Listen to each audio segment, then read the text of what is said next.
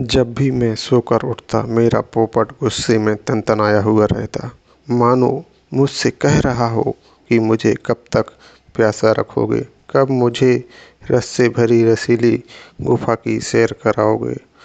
और जब भी मेरी काम वासना जागती तब मैं अपनी बुआ को देखकर अपने पोपट को सहला लेता था, क्योंकि मेरे घर मेरे पापा की करजन बहन आई हुई थी। वह हमारे घर रहने आई थीं, क्योंकि बुआ की शादी हमारे ही शहर में हुई थी और उनके हस्बैंड कुछ समय के लिए, कुछ दिन के लिए शहर से बाहर गए हुए थे, तो वह हमारे घर रहने आ गई थीं। वैसे मेरे मन में बुआ के प्रति कुछ नहीं था, पर एक दिन कुछ ऐसा हुआ कि मेरी बुआ के दिल की रानी बन गईं और मैं दिन रात उनको पाने की कल्पना करने लगा।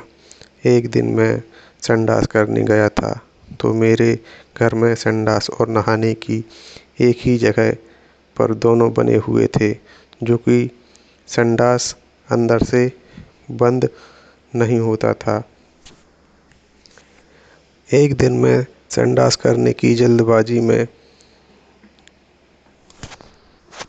मैं बाहर का गेट बंद करना भूल गया और इतने में मेरी बुआ वहाँ पर नहाने के लिए आ जाती हैं और वह एक-एक करके अपने सारे कपड़े उतारने लगती हैं।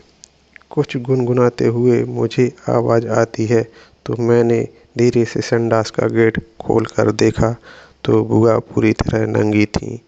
वह बेखबर होकर नहा रही थीं, तो मैंने अपना गेट बंद कर लिया। पर कुछ ही पल बाद मेरे पोपट को गुस्सा आने लगा और वह फनफनाते हुए खड़ा हो गया। बुआ को बिल्कुल पता नहीं था कि मैं अंदर संडास में हूँ। वह बेखौफ नहा रही थीं और इधर मेरा पोपट फनफना रहा था, तो मुझसे भी बुआ का गौरव और गठीला बदन देखकर रहा नहीं गया और मैं बाहर आ गया संडास से। मैंने बुआ से कहा, मुझे पता नहीं था आप नहा रही हो, मैं चला जाता हूँ। तो बुआ ने भी बोला, मुझे भी पता नहीं था कि तुम अंदर हो, कोई बात नहीं। मैंने कहा, मेरे हाथ धुला दो। तो बुआ ने कहा, ठीक है।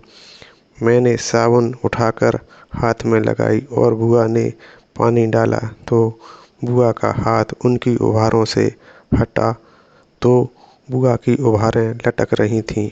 मेरी नज़र बुआ की लटकती हुई उभारों पर पड़ी तो मेरा पोपट चड्डी से फुंकार मार रहा था, जो कि बाहर साफ नज़र आ रहा था। बुआ भी मेरे पोपट की फुंकार को देख रही थीं। मैं हाथ धोकर जाने लगा तो बुआ बोली, मेरी पीठ पर हाथ नहीं जा रहा, तुम साबुन रगड़ दोगे? मैंने कहा, ठीक है।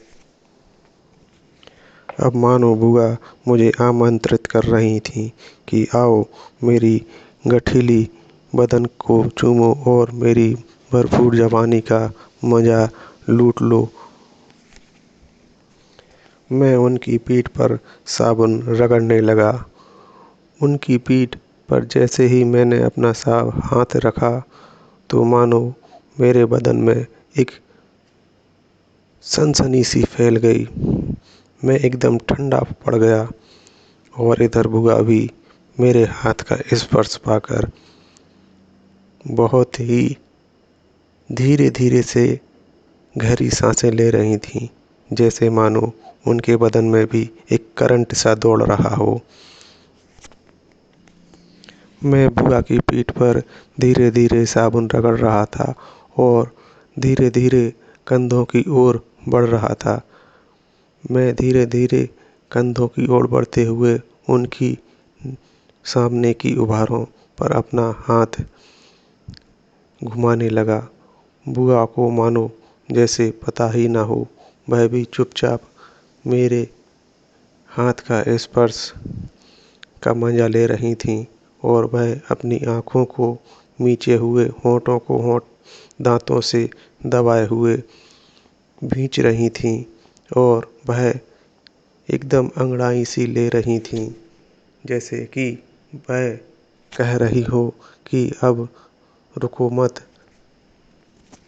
इधर मेरा पोपट पीछे से उनको ठोकर मार रहा था, जिससे उनको पूरा पूरा आभास हो रहा था अब ना मुझसे रहा जा रहा था और ना बुआ से। हम दोनों ने खूब भरपूर मज़े ले रहे थे। तूफ़ानी रफ्तार से हम दोनों अपनी वासना के सफ़र पर दौड़े चले जा रहे थे। पसीने से तरबतर हम दोनों पागलपन की सीमा पर थे। बुआ भी मुझसे बराबर की टक्कर दे रही थीं। वासना के इस सफ़र में हम दोनों पूरी रफ्तार से सफ़र कर रहे थे। कुछ देर रफ्तार से चलने के बाद हम दोनों अपनी मंजिल पर पहुंच जाते हैं।